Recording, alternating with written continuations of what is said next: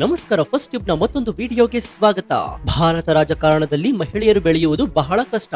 ಆದ್ರೆ ದಶಕಗಳ ಕಾಲದಿಂದ ಇಡೀ ಪಶ್ಚಿಮ ಬಂಗಾಳವನ್ನ ತನ್ನ ಕಪಿಮುಷ್ಟಿಯಲ್ಲಿ ಇಟ್ಕೊಂಡು ಪ್ರಬಲ ಕಮ್ಯುನಿಸ್ಟರನ್ನ, ಆನಂತರ ಸಾಕ್ಷಾತ್ ಮೋದಿ ಅವರಂತಹ ನಾಯಕರನ್ನೇ ಎದುರಿಸಿ ಸತತ 15 ವರ್ಷಗಳಿಂದ ಮುಖ್ಯಮಂತ್ರಿಯಾಗಿ ಮೆರೆದಿದ್ದಂತಹ ಒಬ್ಬ ಮಹಿಳೆ ಇದ್ದಾರೆ ಅಂದ್ರೆ ಅದು ಕೇವಲ ಮಮತಾ ಬ್ಯಾನರ್ಜಿ ಅವರು ಮಾತ್ರ. ಆದ್ರೆ ಈಗ ಮಮತಾ ಕೋಟೆ ಅಕ್ಷರಶಃ ಛಿದ್ರವಾಗಿದೆ. ಬಂಗಾಳದಲ್ಲಿ ಈಗ ಕೇಸರಿ ಆವರಿಸಿದೆ. ಬಂಗಾಳದ ಜನ ಪ್ರೀತಿಯಿಂದ ಇವರನ್ನ ದೀದಿ ಅಂತ ಕರೀತಾರೆ. ಯಾವಾಗ್ಲೂ ಒಂದು ಸಿಂಪಲ್ ಆದಂತಹ ಬಿಳಿ ಬಣ್ಣದ ಕಾಟನ್ ಸೀರೆ ಮತ್ತು ರಬ್ಬರ್ ಚಪ್ಪಲಿ ಹಾಕೊಂಡು ಓಡಾಡುವ ಈ ಮಮತಾ ಬ್ಯಾನರ್ಜಿ ಅವರ ಹಿಂದಿರುವ ಆ ರಾಜಕೀಯದ ಬಂಡಾಯದ ಕಿಡಿ ಎಂಥದ್ದು ಎನ್ನುವುದು ಬಹಳ ಜನರಿಗೆ ಗೊತ್ತೇ ಇಲ್ಲ. ಅಷ್ಟಕ್ಕೂ ಮಮತಾ ಬ್ಯಾನರ್ಜಿ ಅವರು ಮದುವೆಯಾಗದೆ ಇಡೀ ಜೀವನವನ್ನ ಒಂಟಿಯಾಗಿ ಕಳೆಯಲು ಅಸಲಿ ಕಾರಣವೇನು? ಕೇವಲ 20ನೇ ವಯಸ್ಸಿನಲ್ಲಿ ಜಯಪ್ರಕಾಶ್ ನಾರಾಯಣ್ ಅವರ ಕಾರಿನ ಮೇಲೆ ಹತ್ತಿ ಡ್ಯಾನ್ಸ್ ಮಾಡಿದ್ಯಾಕೆ? ಭರ್ತಿ 26 ದಿನಗಳ ಕಾಲ ಒಂದು ಹನಿ ನೀರು ಕುಡಿಯದೆ ಇವರು ಉಪವಾಸ ಮಾಡಿದ್ದು ಯಾಕೆ ಗೊತ್ತಾ?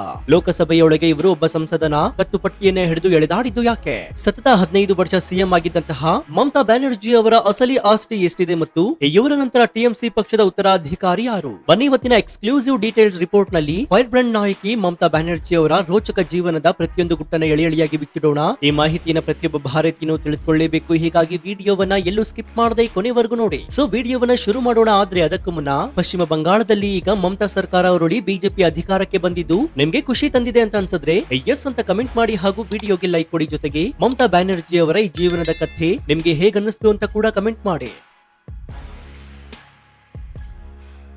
ಸ್ನೇಹಿತರೆ, ಮಮತಾ ಬ್ಯಾನರ್ಜಿ ಅವರ ಜೀವನ ಅಷ್ಟು ಸುಲಭವಾಗಿರಲಿಲ್ಲ. 1955 ಜನವರಿ 5ರಂದು ಕೋಲ್ಕತ್ತಾದ ಒಂದು ಮಧ್ಯಮ ವರ್ಗದ ಬ್ರಾಹ್ಮಣ ಕುಟುಂಬದಲ್ಲಿ ಅವರು ಜನಿಸ್ತಾರೆ. ತಂದೆ ಪ್ರಮಲೇಶ್ವರ ಬ್ಯಾನರ್ಜಿ ಮತ್ತು ತಾಯಿ ಗಾಯತ್ರಿ ದೇವಿ. ಮಮತಾಗೆ ಕೇವಲ 17 ವರ್ಷ ವಯಸ್ಸಾಗಿದ್ದಾಗ ಅವರ ತಂದೆಗೆ ಅನಾರೋಗ್ಯ ಕಾಡಲು ಶುರುವಾಯಿತು. ಆದ್ರೆ ದುರಾದೃಷ್ಟವಶಾತ್ ಆ ಸಮಯದಲ್ಲಿ ಅವರಿಗೆ ಸರಿಯಾದ ಚಿಕಿತ್ಸೆ ಸಿಗದೆ ಮಮತಾ ಕಣ್ಣೆದುರೇ ಅವರ ತಂದೆ ವಿಧಿವಶರಾಗ್ತಾರೆ. ಈ ಘಟನೆ ಆಕೆಯ ಮನಸ್ಸಿನ ಮೇಲೆ ಭಾರಿ ದೊಡ್ಡ ಪರಿಣಾಮವನ್ನ ಬೀರಿತ್ತು. ವ್ಯವಸ್ಥೆಯ ವಿರುದ್ಧ ಹೋರಾಡಬೇಕು ಎನ್ನುವ ಕೆಡಿ ಅಲ್ಲಿಂದಲೇ ಶುರುವಾಯಿತು. ಓದಿನಲ್ಲಿ ಬಹಳ ಮುಂದಿದ್ದಂತಹ ಮಮತಾ ಬ್ಯಾನರ್ಜಿ ಇಸ್ಲಾಮಿಕ್ ಇತಿಹಾಸದಲ್ಲಿ ಮಾಸ್ಟರ್ಸ್ ಪಡಿತಾರೆ. ಆನಂತರ ಕಾನೂನು ಪದವಿಯನ್ನ ಕೂಡ ಮುಗಿಸ್ತಾರೆ. ಆಸಕ್ತಿದಾಯಕ ವಿಚಾರ ಏನಂದ್ರೆ 1984ರಲ್ಲಿ ಅವರು ತಮ್ಮ ಹೆಸರಿನ ಮುಂದೆ ಡಾಕ್ಟರ್ ಎಂದು ಸೇರಿಸಿಕೊಳ್ತಾರೆ. ನಾನು ಅಮೆರಿಕದ ಯೂನಿವರ್ಸಿಟಿಯಿಂದ PhD ಮಾಡಿದ್ದೇನೆ ಅಂತ ಹೇಳ್ಕೊಳ್ತಾರೆ. ಆದ್ರೆ ಆ ಯೂನಿವರ್ಸಿಟಿಯೇ ಫೇಕ್ ಎನ್ನುವುದು ಆನಂತರ ಬಯಲಾದಾಗ ಅವರು ಸೈಲೆಂಟ್ ಆಗಿ ಆ ಡಾಕ್ಟರ್ ಪದವಿಯನ್ನ ಬಿಟ್ಬಿಡ್ತಾರೆ. ಅವರು ಕೇವಲ 15ನೇ ವಯಸ್ಸಿನಲ್ಲಿ ಕಾಲೇಜಿನಲ್ಲಿದ್ದಾಗ ಕಾಂಗ್ರೆಸ್ ಪಕ್ಷದ ಛಾತ್ರ ಪರಿಷತ್ ಎನ್ನುವಂತಹ ವಿದ್ಯಾರ್ಥಿ ಸಂಘಟನೆಯನ್ನ ಕಟ್ತಾರೆ. ಆಗ ಬಂಗಾಳದಲ್ಲಿ ಪವರ್ಫುಲ್ ಆಗಿದ್ದಂತಹ ಕಮ್ಯುನಿಸ್ಟ್ ಪಕ್ಷದ ವಿದ್ಯಾರ್ಥಿ ಸಂಘಟನೆಯೇ ನೇರವಾಗಿ ಟಕ್ಕರ್ ಕೊಡುವ ಮೂಲಕ ರಾಜಕೀಯ ರಣರಂಗಕ್ಕೆ ಎಂಟ್ರಿ ಕೊಡ್ತಾರೆ. ಮಮತಾ ಬ್ಯಾನರ್ಜಿ ಅವರು ಯಾವತ್ತೂ ಹೆದರಿ ಕೂರುವವರಲ್ಲ. 1975ರಲ್ಲಿ ಇಂದಿರಾ ಗಾಂಧಿ ಅವರು ತುರ್ತು ಪರಿಸ್ಥಿತಿ ಹೇರಿದಾಗ ಜಯಪ್ರಕಾಶ್ ನಾರಾಯಣ್ ಅವರು ಕೋಲ್ಕತ್ತಾಗೆ ಬರ್ತಾರೆ. ಆಗ ಕೇವಲ 20 ವರ್ಷದ ಹುಡುಗಿಯಾಗಿದ್ದ ಮಮತಾ ನೇರವಾಗಿ ಹೋಗಿ ಜೆಪಿ ಅವರ ಕಾರಿನ ಬ್ಯಾನೆಟ್ ಮೇಲೆ ಹತ್ತಿ ನಿಂತು ಡ್ಯಾನ್ಸ್ ಮಾಡ್ತಾರೆ. ಈ ಮೂಲಕ ಜೆಪಿ ಚಳುವಳಿಗೆ ಭಾರಿ ಪ್ರತಿಭಟನೆ ವ್ಯಕ್ತಪಡಿಸಿ ಮರುದಿನ ಇಡೀ ದೇಶದ ನ್ಯೂಸ್ ಪೇಪರ್ ನಲ್ಲಿ ಹೆಡ್ಲೈನ್ ಆಗ್ತಾರೆ. ಇವರ ಈ ಬಂಡಾಯದ ಸ್ವಭಾವ ನೋಡಿ ರಾಜೀವ್ ಗಾಂಧಿ ಅವರು ಇವರಿಗೆ 1984ರ ಲೋಕಸಭಾ ಚುನಾವಣೆಯಲ್ಲಿ ಜಾದವಪುರ ಕ್ಷೇತ್ರದಿಂದ ಟಿಕೆಟ್ ಕೊಡ್ತಾರೆ. ಅಲ್ಲಿ ಮಮತಾ ಎದುರು ನಿಂತಿದ್ದು ಯಾರು ಗೊತ್ತಾ? ಕಮ್ಯುನಿಸ್ಟ್ ಪಕ್ಷದ ಅತಿದೊಡ್ಡ ದಿಗ್ಗಜ ಸೋಮನಾಥ್ ಚಟರ್ಜಿ. ಆದ್ರೆ ಆ ಎಲೆಕ್ಷನ್ ನಲ್ಲಿ ಮಮತಾ ಬ್ಯಾನರ್ಜಿ ಭರ್ಜಯ ಜಯ ಸಾಧಿಸಿ ದೇಶದ ಅತ್ಯಂತ ಕಿರಿಯ ಸಂಸದೆ ಎನ್ನುವಂತಹ ಐತಿಹಾಸಿಕ ಹೆಗ್ಗಳಿಕೆಗೆ ಪಾತ್ರರಾಗ್ತಾರೆ. ಅಲ್ಲಿಂದ ದೀದಿಯ ಹವಾ ಶುರುವಾಯಿತು. ಸ್ನೇಹಿತರೆ, ಮಮತಾ ಬ್ಯಾನರ್ಜಿ ಅವರ ಜೀವನದಲ್ಲಿ ನಡೆದ ಒಂದು ಘಟನೆ ಇಡೀ ಬಂಗಾಳದ ಇತಿಹಾಸವನ್ನೇ ಬದಲಾಯಿಸಿತು. 1992ರ ಸಮಯ ಬಂಗಾಳದಲ್ಲಿ ಕಮ್ಯುನಿಸ್ಟ್ ಪಕ್ಷದ ಜ್ಯೋತಿ ಬಸು ಅವರು ಮುಖ್ಯಮಂತ್ರಿಯಾಗಿದ್ರು. ಆ ಸಮಯದಲ್ಲಿ ಓರ್ವ ಅಂಗವಿಕಲ ಮಹಿಳೆಯ ಮೇಲೆ ಕಮ್ಯುನಿಸ್ಟ್ ನಾಯಕನೊಬ್ಬ ಆಕೆಯ ಮೇಲೆರಗಿದ ಆರೋಪ ಕೇಳಿ ಬರುತ್ತೆ. ಆ ಸಂತ್ರಸ್ತೆಗೆ ನ್ಯಾಯ ಕೊಡಿಸಲು ಮಮತಾ ಬ್ಯಾನರ್ಜಿ ಅವಳನ್ನ ಕರೆದುಕೊಂಡು ನೇರವಾಗಿ ಸಿಎಂ ಜ್ಯೋತಿ ಬಸು ಅವರ ರೈಟರ್ಸ್ ಬಿಲ್ಡಿಂಗ್ ಅಂದ್ರೆ ಸಿಎಂ ಕಚೇರಿಯಾಗಿ ನುಗ್ತಾರೆ. ಆದ್ರೆ ಅಲ್ಲಿ ಪೊಲೀಸರು ಮಮತಾ ಬ್ಯಾನರ್ಜಿ ಅವರು ಮಾತನ್ನ ಕೇಳದೆ ಅವರ ಕೂದಲಿಗೆ ಕೈ ಹಾಕಿ ಹಿಡಿದು ಎಳೆದಾಡಿ ದೌರ್ಜನ್ಯ ಎಸಗಿ ಕಚೇರಿಯಿಂದ ಹೊರ ಹಾಕ್ತಾರೆ. ಇದಷ್ಟೇ ಅಲ್ಲದೆ ಅವರನ್ನ ಅರೆಸ್ಟ್ ಕೂಡ ಮಾಡ್ತಾರೆ. ಆಗ ಕೋಪದಿಂದ ಕೆಂಡವಾಗಿದ್ದ ಮಮತಾ ಬ್ಯಾನರ್ಜಿ ಅದೇ ಸಿಎಂ ಕಚೇರಿಯ ಮೆಟ್ಟಿಲ ಮೇಲೆ ನಿಂತು ಒಂದು ಭಯಾನಕವಾದ ಶಪಥವನ್ನ ಮಾಡ್ತಾರೆ. ನಾನು ಇನ್ನೊಮ್ಮೆ ಈ ಬಿಲ್ಡಿಂಗ್ ಒಳಗೆ ಕಾಲಿಡುವುದಾದ್ರೆ ಅದು ಕೇವಲ ಈ ರಾಜ್ಯದ ಮುಖ್ಯಮಂತ್ರಿಯಾಗಿ ಮಾತ್ರ ಎಂದು ಗುಡುಕ್ತಾರೆ. ಆ ಶಪಥವನ್ನ ಅವರು 2011ರಲ್ಲಿ ಅಕ್ಷರಶಃ ನನಸು ಮಾಡ್ತಾರೆ. ಅದೇ ಕೋಪದಲ್ಲಿ ಕಾಂಗ್ರೆಸ್ ಪಕ್ಷ ಕಮ್ಯುನಿಸ್ಟರ ಜೊತೆಗೆ ಹೊಂದಾಣಿಕೆ ಮಾಡಿಕೊಳ್ತಾ ಇದೆ ಅಂತ ಆರೋಪಿಸಿ 1997ರಲ್ಲಿ ಕಾಂಗ್ರೆಸ್ನಿಂದ ಹೊರಬಂದು ತಮ್ಮದೇ ಆದಂತಹ ತೃಣಮೂಲ ಕಾಂಗ್ರೆಸ್ ಎನ್ನುವಂತಹ ಪ್ರಾದೇಶಿಕ ಪಕ್ಷವನ್ನು ಹುಟ್ಟುಹಾಕ್ತಾರೆ. ಮಮತಾ ಬ್ಯಾನರ್ಜಿ ಅವರ ಕೋಪ ಎಷ್ಟರ ಮಟ್ಟಿಗೆ ಇತ್ತು ಅಂತಂದ್ರೆ 1998ರಲ್ಲಿ ಲೋಕಸಭೆಯೊಳಗೆ ಮಹಿಳಾ ಮೀಸಲಾತಿ ಕಾಯ್ದೆಯ ಚರ್ಚೆ ನಡೀತಾ ಇತ್ತು. ಆಗ ಸಮಾಜವಾದಿ ಪಕ್ಷದ ಸಂಸದ ದರುಗ ಪ್ರಸಾದ್ ಎನ್ನುವಾತ ಆ ಬಿಲ್ ಅನ್ನ ಹರಿದು ಹಾಕಿ ವಿರೋಧ ವಿರೋಧಿಸಿದ. ಇದನ್ನ ನೋಡಿ ಸಿಟ್ಟಿಗೆದ್ದ ಮಮತಾ ನೇರವಾಗಿ ಆ ಸಂಸದನ ಬಳಿ ಹೋಗಿ ಆತನ ಕಾಲರ್ ಪಟ್ಟಿಯನ್ನ ಹಿಡಿದು ಎಳೆದಾಡ್ಕೊಂಡು ಬಂದು ಸಂಸದದಿಂದ ಹೊರ ಹಾಕ್ತಾರೆ. ಇಡೀ ಲೋಕಸಭೆಯೇ ದೀದಿಯ ರೌದ್ರಾವತಾರವನ್ನು ನೋಡಿ ಬೆಚ್ಚಿ ಬಿದ್ದಿತ್ತು. ಇನ್ನು 2026ರಲ್ಲಿ ಟಾಟಾ ಮೋಟಾರ್ಸ್ ನ ನ್ಯಾನೋ ಕಾರ್ಖಾನೆಗಾಗಿ ಕಮ್ಯುನಿಸ್ಟ್ ಸರ್ಕಾರ ಸಿಂಗೂರಿನಲ್ಲಿ ರೈತರ ಭೂಮಿಯನ್ನ ಬಲವಂತವಾಗಿ ವಶಪಡಿಸಿಕೊಂಡಿತ್ತು.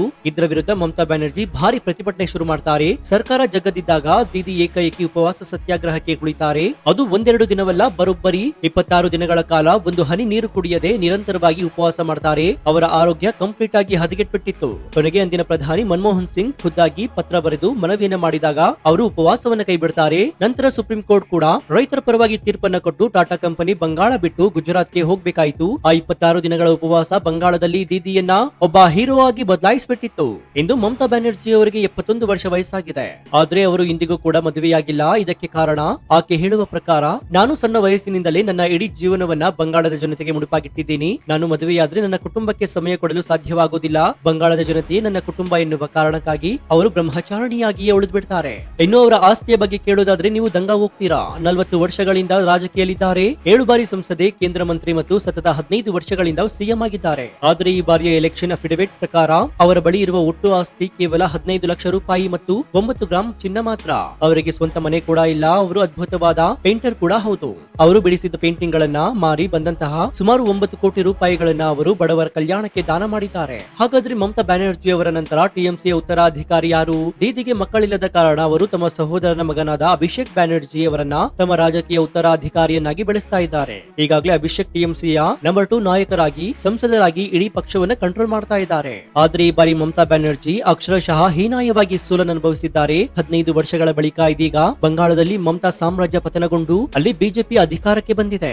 ಒಟ್ಟಾರೆಯಾಗಿ ಹೇಳೋದಾದ್ರೆ ಮಮತಾ ಬ್ಯಾನರ್ಜಿ ಅವರ ಆರಂಭಿಕ ಜೀವನ ಅವರು ರೈತರಿಗಾಗಿ ಮಾಡಿದ ಹೋರಾಟ ಮತ್ತು ಕಮ್ಯುನಿಸ್ಟರನ್ನ ಮಟ್ಟ ಹಾಕಿದ ರೀತಿ ನಿಜಕ್ಕೂ ಒಬ್ಬ ಸಿಂಹಿಣಿಯ ಹೋರಾಟದಂತಿತ್ತು. ಅವರು ದೆಹಲಿಯಲ್ಲಿ ಮೋದಿ ಅವರಂತಹ ನಾಯಕರ ಕಣ್ಣಲ್ಲಿ ಕಣ್ಣಿಟ್ಟು ನೋಡುವ ತಾಕತ್ತು ಹೊಂದಿದ್ದಾರೆ. ಆದ್ರೆ ಇತ್ತೀಚಿನ ವರ್ಷಗಳಲ್ಲಿ ಅವರದೇ ಟಿಎಂಸಿ ಪಕ್ಷದ ಮೇಲೆ ಕೇಳಿ ಬರ್ತಾ ಇರುವ ಶಾರಜಾ ಚಿಟ್ ಫಂಡ್, ಶಿಕ್ಷಕ ನೇಮಕಾತಿ ಹಗರಣ ಮತ್ತು ಸಂದೇಶ್ ಖಾಲಿಯ ದೌರ್ಜನ್ಯಗಳು ಅವರ ಈ ಕ್ಲೀನ್ ಇಮೇಜ್ ಗೆ ಅತಿ ದೊಡ್ಡ ಕಪ್ಪು ಚುಕ್ಕಿ ಆಯಿತು. ಸೊ ನಿಮ್ಗೇನನ್ಸುತ್ತೆ? ಬಂಗಾಳದ ಜನತೆಗಾಗಿ ಮಮತಾ ಬ್ಯಾನರ್ಜಿ ಅವರು ಮದುವೆಯಾಗದೆ 26 ದಿನಗಳ ಕಾಲ ಉಪವಾಸ ಮಾಡಿದ್ದು ನಿಜಕ್ಕೂ ಗ್ರೇಟ್ ಅಂತ ನಿಮ್ಗನ್ಸುತ್ತಾ? ಸತತ 15 ವರ್ಷ ಸಿಎಂ ಆಗಿದ್ರು ಕೂಡ ಅವರ ಆಸ್ತಿ ಕೇವಲ 15 ಲಕ್ಷ ರೂಪಾಯಿ ಇದೆ ಎನ್ನುವುದನ್ನ ನೀವು ನಂಬ್ತೀರಾ? ಮುಂದಿನ ದಿನಗಳಲ್ಲಿ ಅಭಿಷೇಕ್ ಬ್ಯಾನರ್ಜಿ ಅವರು ದೀದಿಯ ಸ್ಥಾನವನ್ನ ತುಂಬಿ ಬಂಗಾಳದ ಸಿಎಂ ಆಗುವ ತಾಕತ್ತು ಹೊಂದಿದ್ದಾರೆ ಅಂತ ನಿಮ್ಗನ್ಸುತ್ತಾ? ಈಗಲೇ ನಿಮ್ಮ ಅತ್ಯಂತ ಪ್ರಮುಖವಾದ ಲಾಜಿಕಲ್ ಮತ್ತು ಪ್ರಾಮಾಣಿಕ ಅನಿಸಿಕೆಯನ್ನ ಕಮೆಂಟ್ ಬಾಕ್ಸ್ ನಲ್ಲಿ ತಪ್ಪದೆ ತಿಳಿಸಿ ಮುಕ್ತವಾಗಿ ಚರ್ಚಿಸೋಣ. ದೀದಿಯ ಜೀವನದ ಈ ಸ್ಫೋಟಕ ರಿಪೋರ್ಟ್ ಪ್ರತಿಯೊಬ್ಬರಿಗೂ ತಲುಪುವಂತೆ ಹೆಮ್ಮೆಯಿಂದ ಈ ವಿಡಿಯೋವನ್ನ ನಿಮ್ಮ ವಾಟ್ಸ್ಆಪ್, ಫೇಸ್ಬುಕ್ ಗ್ರೂಪ್ ಗಳಲ್ಲಿ ಮರೆಯದೆ ಶೇರ್ ಮಾಡಿ. ಇದೇ ರೀತಿ ರಾಜಕೀಯದ ನಾಯಕರ ಜೀವನ ಚರಿತ್ರೆ, ಎಲೆಕ್ಷನ್ ಅಪ್ಡೇಟ್ಸ್ ಮತ್ತು ಜಿಯೋ ಪೊಲಿಟಿಕ್ಸ್ ನ ನಿಷ್ಪಕ್ಷಪಾತ, ತ್ವರಿತ ಮತ್ತು ಅತ್ಯಂತ ಡೀಟೇಲ್ ಆದ ರಿಪೋರ್ಟ್ ಗಳಿಗಾಗಿ ನಮ್ಮ ನೆಚ್ಚಿನ ಫಸ್ಟ್ ಯೂಟ್ಯೂಬ್ ಚಾನಲ್ ಅನ್ನು ಈಗಲೇ ಸಬ್ಸ್ಕ್ರೈಬ್ ಮಾಡಿಕೊಂಡು ಪಕ್ಕದಲ್ಲಿರುವಂತಹ ಬೆಲ್ ಐಕಾನ್ ಅನ್ನು ಪ್ರೆಸ್ ಮಾಡಿ. ಇದರಿಂದ ನಾವು ಹಾಕುವ ಹೊಸ ವಿಡಿಯೋಗಳ ನೋಟಿಫಿಕೇಶನ್ ಮೊದಲು ನಿಮಗೆ ಸಿಗುತ್ತೆ. ಮತ್ತೊಂದು ಸ್ಫೋಟಕ ಜಾಗೃತಿ ಮೂಡಿಸುವ ವಿಡಿಯೋದೊಂದಿಗೆ ನಿಮ್ಮನ್ನ ಭೇಟಿಯಾಗ್ತೀನಿ. ಅಲ್ಲಿಯವರೆಗೂ ಎಚ್ಚರದಿಂದ ಇರಿ, ಸತ್ಯದ ಪರವಾಗಿ ನಿಲ್ಲಿ. ಇದಾಗಿತ್ತು ಈ ಕ್ಷಣದ ವಿಶೇಷ. ನೋಡ್ತಾ ಇರಿ ಫಸ್ಟ್ ಕನ್ನಡ. ಧನ್ಯವಾದ.